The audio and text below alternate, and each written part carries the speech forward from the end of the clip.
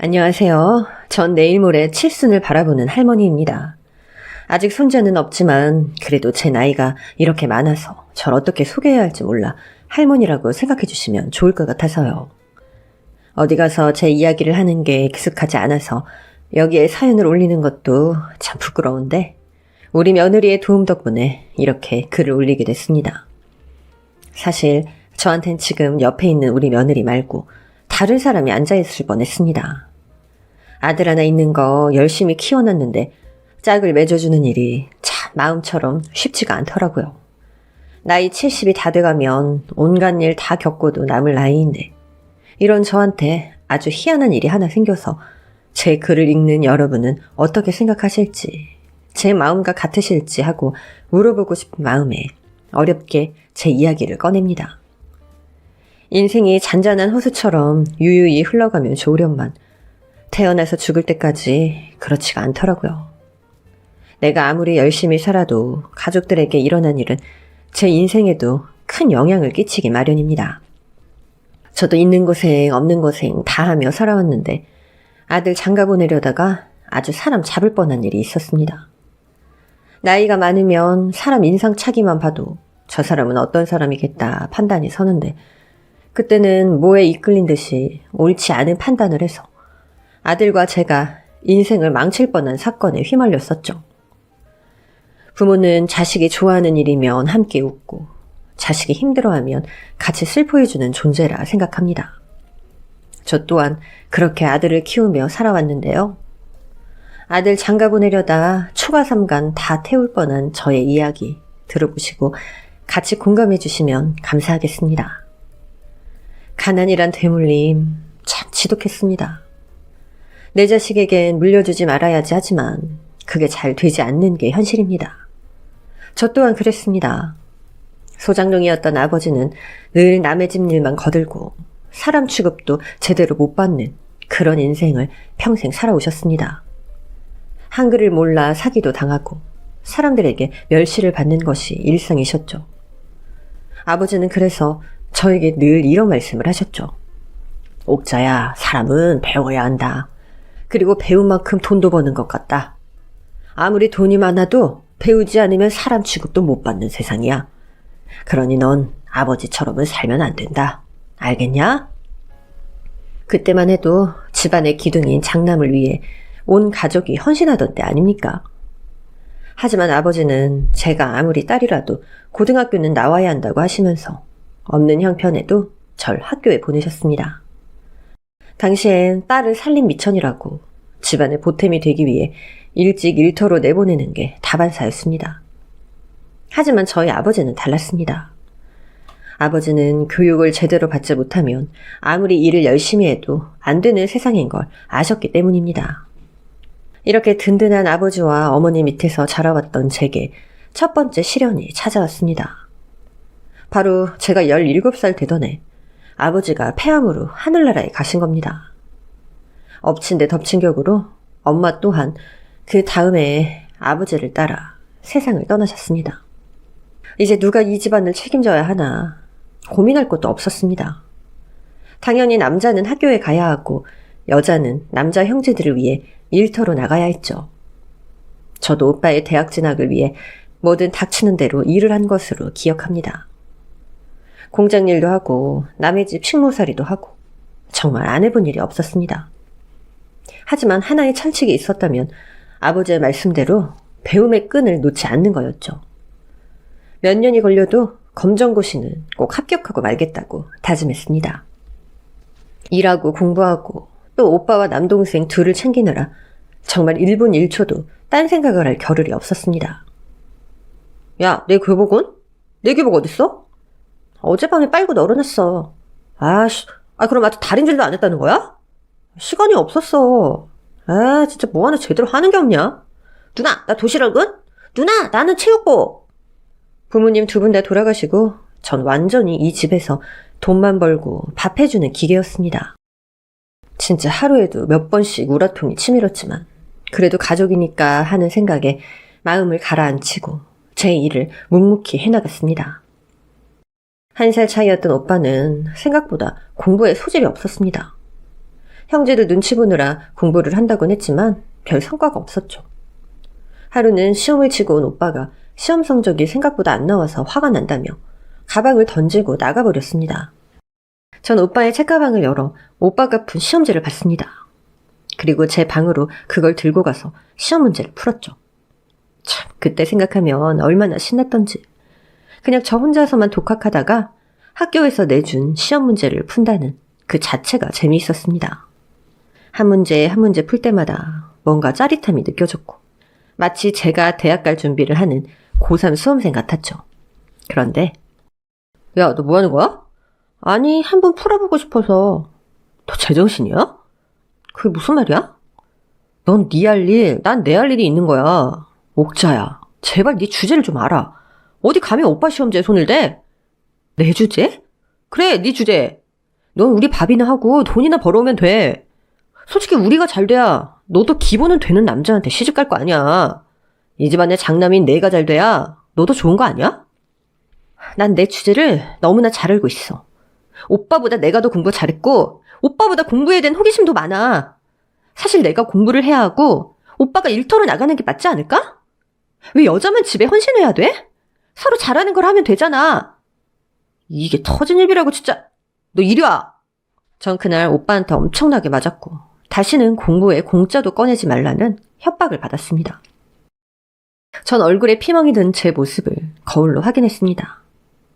평소에 돈 벌고 집안일 하느라 거울 한 번 제대로 못 보고 살았는데 그날 거울을 보니 제 주제가 뭔지 제대로 알게 됐습니다. 전 그 길로 짐을 싸 집을 나가기로 했습니다. 남동생들은 제 바지자락을 붙잡으며 가지 말라고 떼를 썼죠. 누나, 우리가 누나 없으면 어떻게 살아? 누나, 이제 말 잘 들을게. 가지마, 누나. 이제 누나도 누나 인생 찾아서 떠날 거야. 그러니까 너희들도 공부 열심히 하고 밥 잘 챙겨 먹고. 야, 너 지금 나가면 다신 이 집에 발 못 들일 줄 알아? 알겠어? 전 매몰찬 오빠의 말에 아무런 망설임도 없이 그 길로 집을 나왔습니다. 여자 혼자 세상 밖에 나오는 건 정말 쉽지 않은 결정이었습니다. 혹시나 나쁜 사람들이랑 엮이지 않을까 두려움도 컸죠. 그러다 한 국수집에서 아르바이트를 했고 비록 시장 안에 있는 작은 식당이었지만 전 최선을 다해 일했습니다. 요즘 말로 맛집이라고 하죠? 굳이 홍보하지 않아도 알아서 찾아오는 맛집이라 식당은 늘 문전성시였습니다. 전 손이 재빨라 할머니 사장님이 시키는 일을 척척 해냈습니다. 처음엔 작고 말라서 일도 못하겠다고 구박을 하셨지만 절 1년간 지켜보던 할머니는 그제서야 절 인정해 주셨죠. 식구는? 네? 네 식구들 어딨냐고. 아, 네. 식구들 버리고 나온 건지 아니면 원래 혼자인 건진 상관 안 한다. 여기서 일 착실히 배워서 돈 모아. 딴 생각하지 말고. 네. 전 짧고 굵지만 그 안에 따스함이 담긴 사장 할머니의 말을 마음에 새겼습니다. 얼마 후엔 맨날 반찬만 만들다 국수 만드는 일로 승진했죠. 처음엔 서툴렀지만 이내 익숙해져서 밤새 국수 반죽을 만들고 면을 뽑았습니다. 워낙 맛집이다 보니 단골 손님들도 많았어요. 근처 공장에서 일하는 직원들은 늘 저희 국수집 단골이었죠. 여기 국수 5개, 보리밥 5개요? 네. 특히 늘 같은 자리에서 주문하는 제 또래 같은 공장 직원들이 있었는데 그 직원들을 볼 때마다 전 오빠와 남동생이 생각났죠. 국수 5개, 보리밥 5개 맞죠? 옥자씨, 애인 있어요? 오늘은 꼭 대답 듣고 가야겠다. 수만 명 줄 섰죠 뭐. 맛있게 드세요. 정말로 있어요, 없어요? 그중 가장 말이 없는 한 공장 직원이 저에게 대뜸 물었습니다. 저뿐만 아니라 공장 직원들도 놀라서 한참을 멍하니 있었습니다. 야, 무뚝뚝한 정식이가 묻는 거 보면 이거 예산일 아닌데? 없는데요? 우리가 물을 땐 대답도 안 해주더니 정식이 이 녀석이 물으니까 대답하네? 야, 옥자씨 섭섭하네? 맛있게 드세요. 전 서둘러 서빙을 한 뒤 부엌으로 가서 몸을 숨겼습니다. 어찌나 부끄럽던지. 왠지 그 남자의 말은 농담이 아니라 진심으로 느껴졌거든요. 그날도 어김없이 가게 문을 닫고 퇴근을 하려는데 가게 앞에 누군가 서 있는 겁니다. 전 이상해서 가까이 다가갔죠. 누구세요? 아, 접니다. 윤정식이요. 매일 저희 국수집으로 와서 점심을 해결하는 그 공장 직원 중 한 사람이었죠. 그때 저에게 애인이 있느냐고 물었던 그 남자. 우리 둘은 이렇다 저렇다 말도 없이 시장을 나와 뚜벅뚜벅 걸었습니다. 홀어머니의 형 하나 여동생 하나 있어요. 아, 네. 작은 집 한 칸 마련할 돈도 있고요. 그리고 풍족하진 않지만 삼시세끼 굶지 않게 해줄 자신도 있어요. 네? 공부도 하던데 고등학교 졸업 내가 할 수 있도록 해줄게요. 절 뭘 보고. 좋은 사람은 보고 말고 할 것이 있나요? 난 간지러운 말은 못합니다. 우리 같이 삽시다. 같이 삽시다. 참, 그때 그 남자의 말은 그 어떤 말보다 믿음이 갔습니다.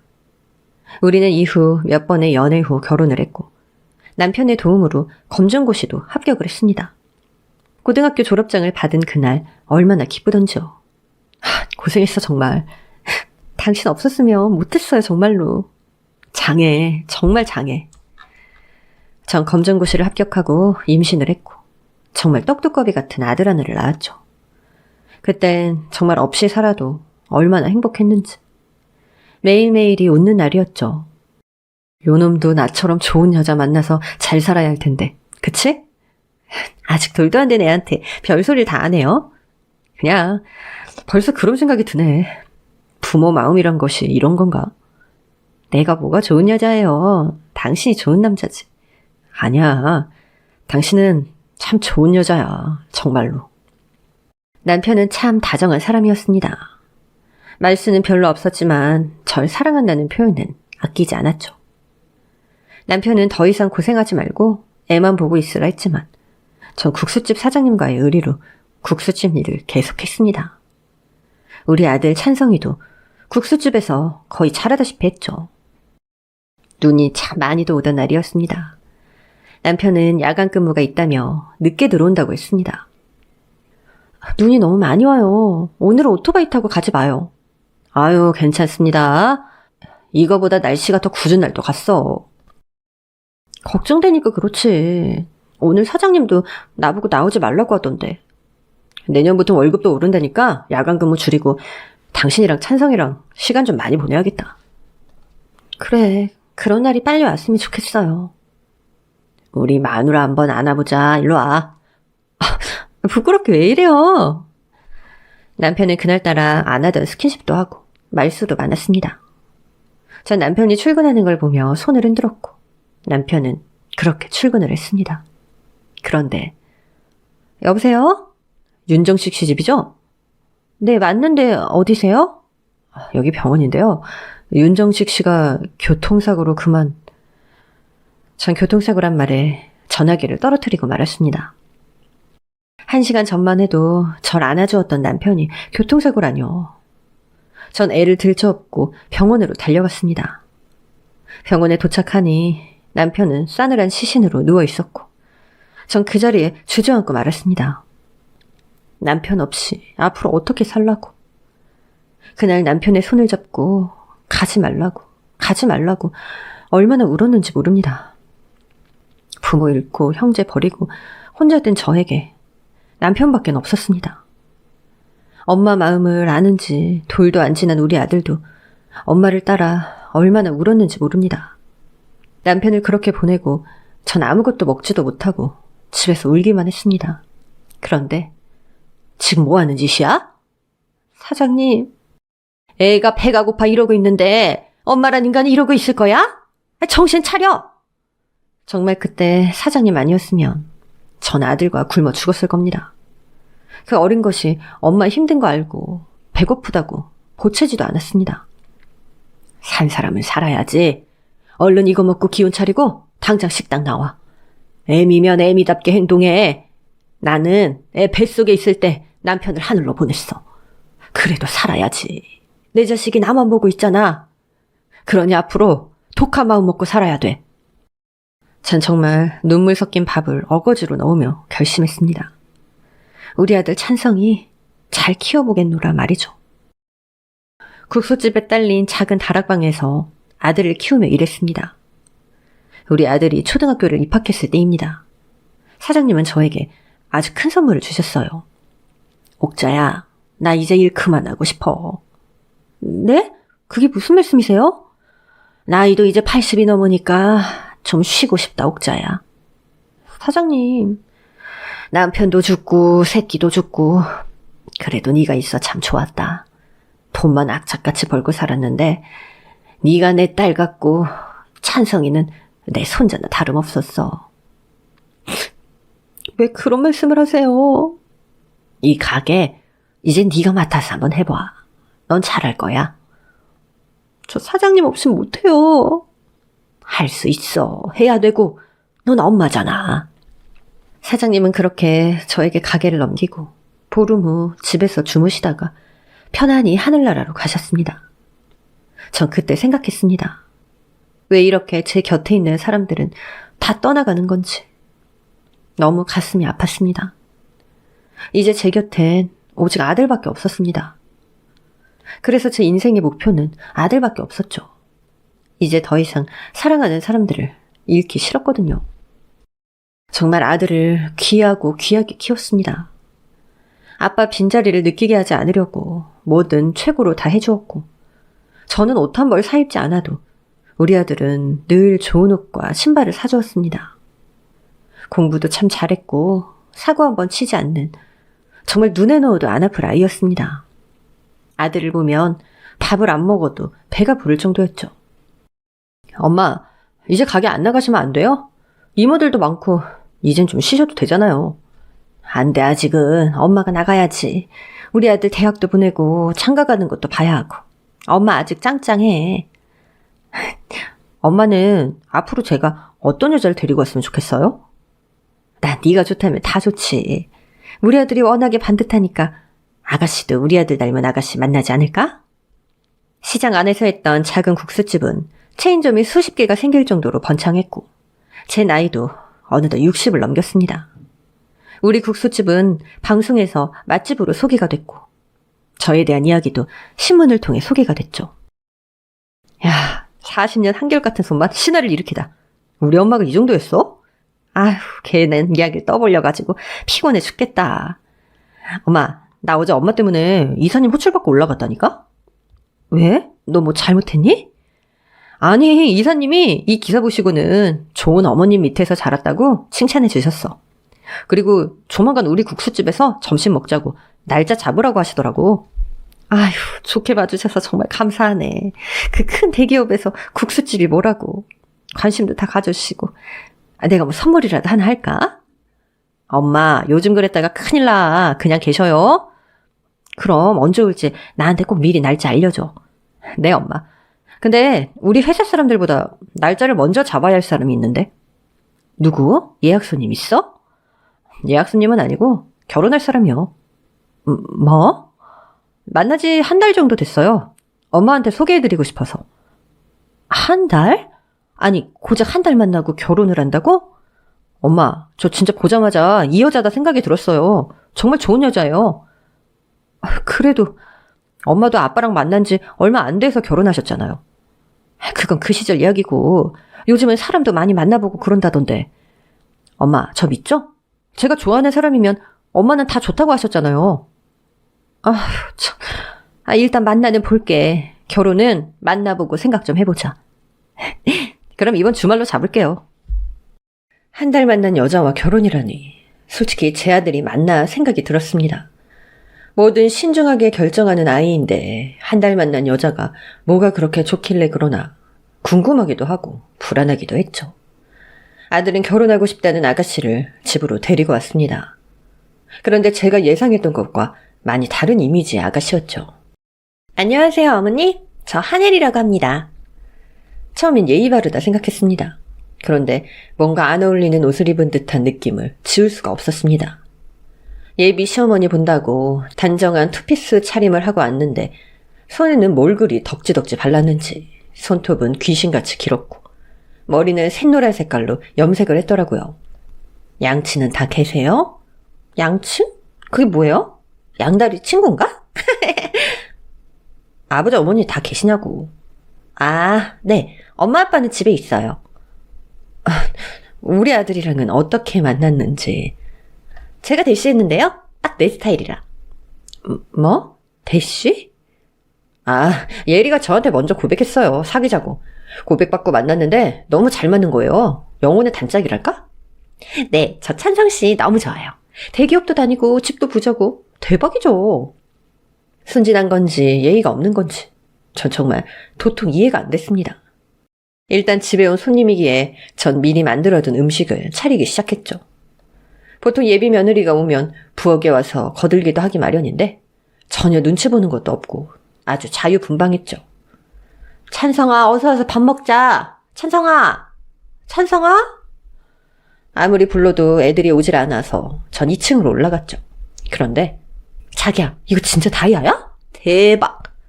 엄마가 여행 가다가 큰맘 먹고 사신 거야. 예쁘지? 아, 진짜 무슨 영화에 나오는 저택 같아. 나 이거 하고 사진 한 장 찍어도 돼? 제가 너무 아까워서 해보지도 않았던 다이아 목걸이를 제 허락도 없이 목에 걸고 사진을 찍고 있는 겁니다.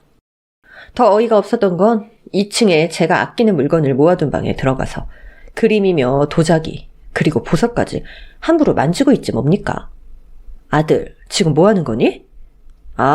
예리가 너무 구경하고 싶대서. 그래도 엄마 물건을 그렇게 함부로 만지는 건 아니지 않니? 쏘리요. 너무 예뻐서 그만. 근데 어차피 이제 결혼하면 다 제 거 될 거잖아요. 안 그래요, 아버님? 웃는 얼굴에 침 뱉을 수도 없고 저 아가씨를 어떻게 대해야 할지 정말 답이 없었습니다. 한번 밉다고 생각하니 밥 먹는 것도 너무 진상 그 자체였습니다. 가정교육은 제대로 받은 건지 제가 숟가락을 뜨기도 전에 먹질 않나. 덜어서 먹으라고 앞접시를 줘도 그냥 젓가락질로 음식을 막 헤쳐놓질 않나. 정말 천방지축에 예의라곤 찾아볼 수 없었습니다. 아가씨를 보내고 전 그 아가씨가 너무 마음에 들지 않아서 표정을 감출 수가 없었죠. 엄마, 예리 어때요? 괜찮죠? 넌 제가 괜찮아 보이니? 좀 자유분방하긴 해도 착해요. 엄마는 정말 상상도 못했어. 네가 저런 애를 데리고 올 거라곤. 너처럼 반듯한 애가 왜 저렇게. 엄마, 오늘 처음 보신 거잖아요. 그리고 무엇보다 제가 좋다잖아요. 그럼 된 거 아니에요? 난 네 아빠를 만났을 때 서로 간에 믿음이란 게 있었어. 그런데 난 그 아가씨 눈에서 너에게 믿음을 준다는 걸 전혀 느끼지 못했어. 엄마 말이 틀렸니? 엄마, 전 다른 건 보이지 않아요. 예리는 제가 세상에서 가장 사랑하는 사람입니다. 자식 이기는 부모 없다고 전 결국 아들의 말을 들을 수밖에 없었습니다. 결혼 준비는 제가 신경 쓰지 않아도 착착 진행됐죠. 전 아들이 결혼하면 이것저것 해주고 싶다는 생각을 했었는데 아들은 자기들끼리 알아서 한다고 돈만 달라고 하더군요. 그것도 아들의 의사가 아니라 그 애가 시켜서 한 말이더라고요. 전 그래도 사돈어른들이라도 보고 싶어서 아들 몰래 예비 며느리를 불러 물어봤습니다. 와, 여기 대박 좋다. 역시 어머니는 스케일이 크시다니까요. 내가 조용히 이야기하고 싶을 때 자주 찾는 찻집이야. 다 아는 사람들이니 예의 바르게 행동했으면 좋겠다. 네, 어머니.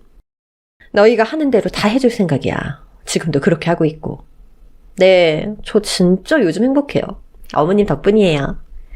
그런데 결혼이란 것이 집안과 집안의 만남이지 않니? 그래서 사돈어른도 좀 뵙고 싶고 그래야 될 것 같아서. 어머님, 그래. 어머님은 혼자시잖아요. 뭐? 저 엄마 아빠 다 있어요. 저희 만나서 좋을 거 없을 것 같은데요? 그게 무슨 소리야? 솔직히 우리 부모님이 홀어머니 밑에서 자란 사람 그렇게 좋아하진 않을 것 같은데요? 안 그래요? 너 지금 그게 할 소리니?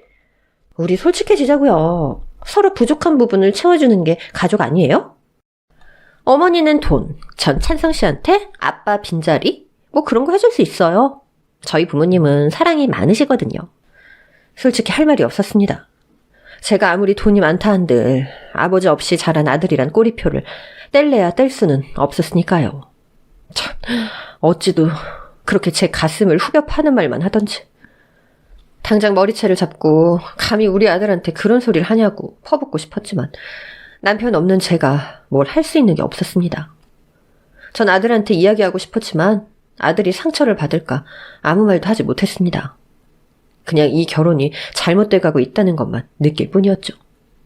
아들 장가 보낸다고 하면 매일매일이 기쁜 날이어야 되는데 전 하루하루 걱정만 늘었습니다. 가게에 나와서 일도 제대로 손에 안 잡히더라고요. 그런데 점심시간이 지나고 브레이크 타임이 바로 오기 직전 한 남자 손님이 식당에 들어왔습니다. 손님, 이제 브레이크 타임이라 5시에 오시면 안 될까요? 난 지금 배가 고픈데? 손님 모셔요. 전 배고픈 손님 보내는 건 아니라고 생각해 직원들은 쉬게 하고 제가 서빙을 했습니다. 앉으세요. 뭐 드시겠어요? 신문에는 할머니 아니에요? 아유, 부끄럽네요. 이거 체인점이 몇 개라고 했죠? 네? 할머니, 돈 엄청 많죠? 얼마나 많아요? 식사로 오셨으면 식사만 하고 가세요. 아, 네. 뭐 국수 하나 주세요. 여기 국수 하나 준비해줘요. 근데 할머니 죽으면 재산은 아들한테 다 가나? 전 그 말을 듣자마자 식은땀이 흘렀습니다. 도대체 누구길래 제 아들 이야기를 하는지. 당신 누구예요? 누군데 우리 아들 이야기하는 거예요? 아니 그냥 해본 말인데. 되게 예민하시네 노인네가. 뭐? 부러워서 그래요. 난 부자 부모도 없고 겨우 국수 한 그릇 먹을 돈밖에 없는 놈이니까. 얼른 먹고 나가요. 그리고 앞으로는 우리 가게 오지 마세요. 요즘은 손님한테 조금이라도 실수하면 가게 하나가 망한다고 해서 손님 한 분 한 분을 정성을 다해 모시는데 그 남자는 아니었습니다. 내 가게가 망한다고 한들 감히 내 아들을 저런 사람 입에서 오르내리게 할 수는 없었습니다. 전 집에 와서도 그 남자가 한 말이 머리에서 떠나질 않았습니다. 가게에 와서 행패 부리는 손님도 수없이 봤지만 그 남자는 이상하게 너무 기분 나쁜 사람이었죠. 엄마, 어디 편찮으세요?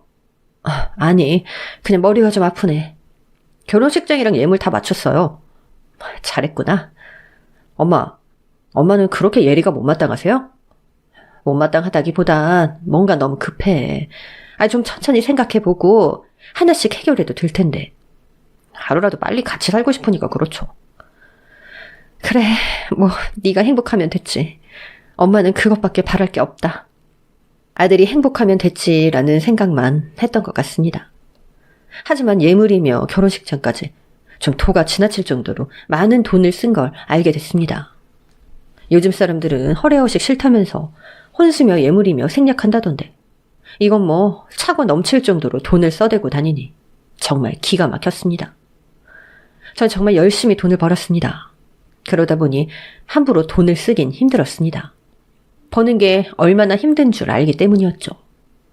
아들도 저를 닮아서 아끼고 절약하는 게 몸에 배인 아이였는데 애비 며느리를 만나고 나서 돈을 물쓰듯 쓰고 다니는 겁니다. 그리고 이상한 점은 이것뿐만이 아니었어요. 하객들이 몇 분이나 오시니? 하객? 손님이요? 없어요.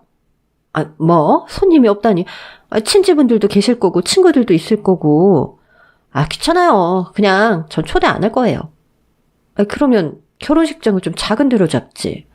어머니, 제 꿈이요. 아주 멋지고 웅장한 버진 로드를 걷는 거예요. 그거 하려고 거기 잡은 건데. 대신 식비는 줄잖아요. 제가 어머니 생각해서 그런 건데. 괜찮죠? 늘 자기 멋대로 하는 건 알았지만 그래도 결혼식장을 그렇게 좋은 데를 잡아놓고선 하객도 없이 결혼을 한다뇨. 전 정말 이해가 안 됐습니다. 그래도 아들은 뭐가 그렇게 좋은지 헤헤거리면서 결혼 준비하는 내내 들떠 있었습니다. 지하철 타고 출퇴근하고 다니던 애가 갑자기 외제차를 사달라고 하질 않나. 제 아들이 맞나 싶을 정도로 많이 변해가고 있었습니다. 엄마, 결혼 준비한다고 돈 많이 써서 죄송해요. 할 건 해야 하는데 좀 지나치다 싶은 게 많구나. 지하철만 타던 애가 외제차를 사달라고 하질 않나. 그 애가 시키니? 아니에요. 절대 아니에요. 그냥 제가 사고 싶어서 그랬어요. 정말이에요. 결혼 준비까지만이야. 사는 건 너희가 아끼고 살아야 된다. 알겠니? 네, 엄마. 그리고 예리가 자기 아는 샵 있다고 거기서 드레스랑 한복까지 다 맞추자고 하네요. 그래서 엄마 모시고 오라고. 나랑 같이? 네. 보통은 친정어머니랑 가는데 예리는 시어머니랑 가고 싶다고 그러더라고요. 마음이 참 예쁘지 않아요? 마음이 예쁘다고요? 그럴 리가요. 돈줄이 있어야 지 맘대로 드레스를 고를 테니 절 부른 거겠죠. 저 썩 내키지 않았습니다. 그냥 너희들끼리 가. 요즘 가게 일도 신경 못 써서 시간 내기 좀 그래. 엄마, 예리 이야기 들어보니까 거기 엄마도 아시는 데더라고요. 뭐? 엄마가 가주시면 아무래도 더 잘해주시지 않을까요? 전 제가 아는 샵이라는 말에 덜컥 겁이 났습니다. 또 이상한 행동을 해서 저한테 무슨 망신을 주려 저러나 싶었죠. 알겠어. 그럼 시간 잡아봐. 진짜요? 고마워요, 엄마. 주변에 아직 아들이 장가 간다는 이야기를 못했는데 결국 이번에 다 공개하게 됐으니 저도 마음을 내려놓게 됐습니다. 어차피 결혼할 거 기분 좋게 해주자는 마음을 먹게 됐죠. 어머, 사모님, 여기 어쩐 일이세요? 안 그래도 제가 연락 한번 드리려고 했는데. 그러게요. 정 사장을 이렇게 보네요. 우리 아들이 곧 결혼하거든. 그래서 애들 한복이랑 우리 며느라기 드레스 좀 보려고 왔어요. 어머, 축하드려요. 아유, 우리 귀한 아드님이 어떤 아가씨를 만나셨나? 너무 궁금하네요. 그냥 둘이 좋아서 만났더라고요. 보통 시어머니면 며느리 자랑에 늘어질 텐데 전 그러질 못했습니다. 뭐 하나 마음에 드는 게 없었으니까요. 전 드레스를 맞추는 며느리가 궁금해서 2층으로 올라갔습니다. 역시나 드레스를 고르는데도 직원들이 아주 식은땀을 흘리더군요. 아니, 가슴이 안 빵빵하잖아요. 최대한 뽕을 많이 넣었는데. 그럼 지금 내 가슴이 문제라는 거예요? 우리 어머니가 누군지 몰라요? 그래서 저희가 더 최대한 신경을 쓴 건데. 다른 거 가져봐요, 당장. 직원들을 막대하는 예비 며느리를 보니 너무 부끄러워서 어디 숨고 싶은 지경이었습니다. 다들 제가 어떤 며느리를 맞이하는지 궁금해서 난린데 저런 꼴을 보이다니 정말 어이가 없었습니다. 드레스 피팅을 한다고 했는데 뭐가 안 맞나 보네요. 미안해요. 우리 며느라기가 좀... 찬성아! 전 이 상황을 빨리 정리하고 싶어서 아들을 불렀습니다. 아들은 턱시도 피팅을 한다고 정신이 없었죠. 왜요, 엄마? 예리 좀 어떻게 해봐라. 일단 직원들 좀 물리고 네가 좀 진정시켜. 이게 무슨 꼴이니? 사람들 다 보는데. 알겠어요, 엄마. 아들은 피팅룸에 직원들을 다 보내고 며느라기와 이야기를 하러 들어갔습니다. 전 앞으로가 막막했습니다. 저 애를 과연 내 며느리로 받아들일 수 있을까 하고 말이죠. 그런데 한참이 지나도 아들은 피팅룸에서 나오질 않았어요. 전 직원을 불렀습니다. 아직인가요? 모르겠어요. 아드님 들어가시고 나선 저희는 들어가 보질 못해서. 전 둘이서 싸우고 있나 걱정이 됐습니다. 그렇다고 제가 들어가 보는 것 또한 며느라기가 싫어할까봐 선뜻 들어가 보지도 못했죠. 전 어찌해야 되나 고민만 하고 있는데 갑자기 피팅룸 커튼이 확 하고 열리는 겁니다. 그런데 놀랍게도 거기서 나온 건 아들이 아니었습니다. 왜 모르는 남자가 거기서 나오는 겁니다. 직원들과 전 너무 놀라서 소리를 질렀고 직원들은 경찰에 신고한다고 정신이 없었죠. 저 남자 누구야? 여기 어떻게 들어온 건데? 당장 경찰에 신고해. 빨리! 샵은 완전히 아수라장이 됐고 혹시나 흉기를 들고 있을까봐 다들 겁에 질려 있었습니다. 신고하기만 해봐. 내가 여기 다 불 질러버릴 테니까. 전 애들이 걱정돼서 피팅룸을 살펴봤고 아들은 정신을 잃고 쓰러져 있었습니다. 그리고 며느라기는 드레스가 다 찢긴 채로 주저앉아 울고 있었습니다. 전 너무 놀라서 아들을 끌어안았습니다. 찬성아 정신 차려. 찬성아. 당신 뭐야? 당신 누구야? 할머니, 나 기억 안 나? 누구? 전 그제서야 그 남자가 생각이 났습니다. 얼마 전 우리 가게에 찾아왔던 그 남자 손님. 저한테 아주 기분 나쁜 말을 했던 그 남자였습니다. 당신 왜 여기에? 왜? 당신 누구야? 누구냐고? 나 이 여자 남편이야. 남편? 전 이게 대체 무슨 소린가 한참을 생각했습니다. 아니, 우리 아들이랑 결혼 준비하는 며느라기한테 남편이라뇨. 할머니 아들이 이렇게 정신까지 잃은 이유 모르겠어? 나 이 여자랑 7년을 같이 산 남자라고. 사실혼 관계 들어봤지? 내가 사업 망하니까 인연이 애새끼도 내팽개치고 집 나가서 소식이 없더라고. 그땐 내 자신을 원망했지. 여자 하나 지키지 못한 못난 놈이라고. 근데 이 못된 게 딴 놈을 물어서 버스를 갈아탄 거야. 처음엔 나도 안 믿었어. 미치지 않고서야 사람이 이럴 수 있나 하고 말이야. 애까지 있었다고? 근데 갈수록 이 쓰레기 같은 게 선을 넘더라고. 당신 아들 내 마누라한테 홀라당 빠져서 가지고 있는 돈이며 땅이며 다 내 마누라 명의로 해놨더라. 처음엔 당신 아들이 불쌍했어. 이건 완전히 사기잖아.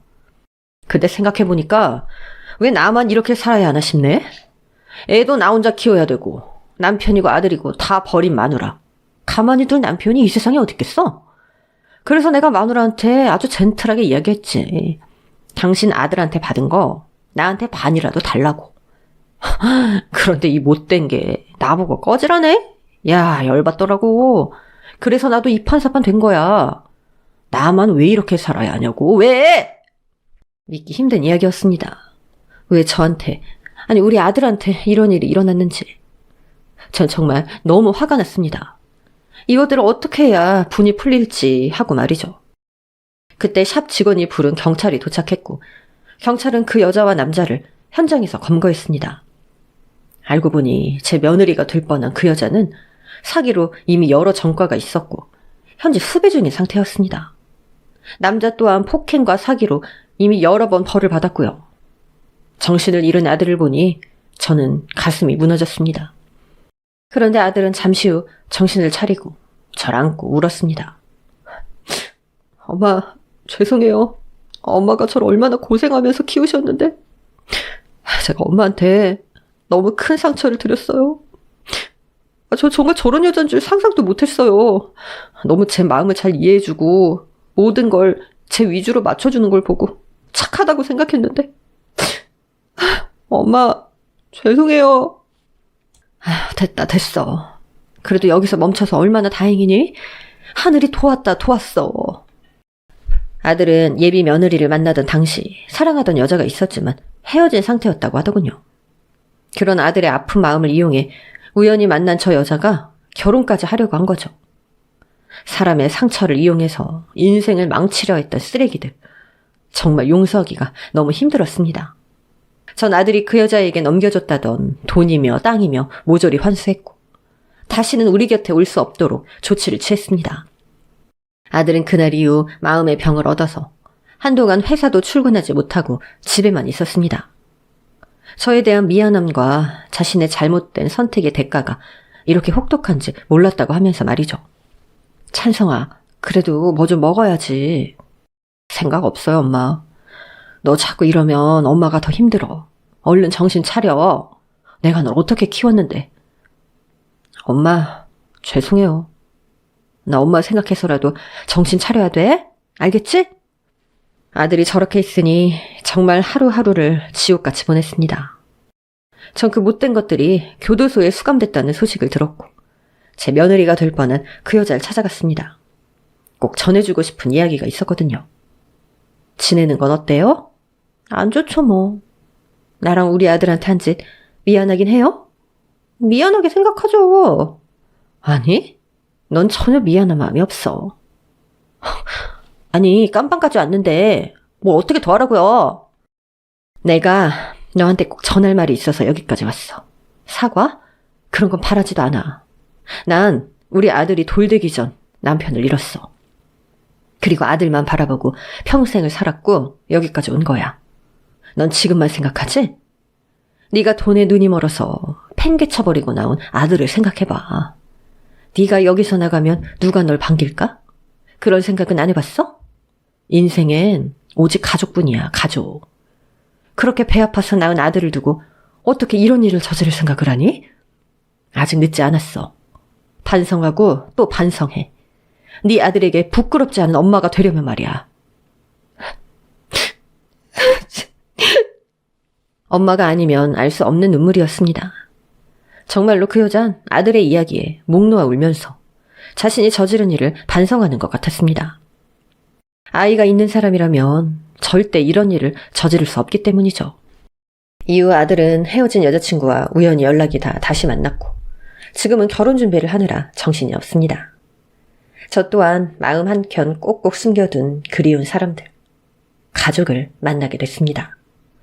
옥자야, 오빠, 옥자야, 아휴, 오빠가 정말 미안하다. 오빠, 내가 미안해, 내가 몇 년을 네가 하는 가게를 서성였는지 몰라.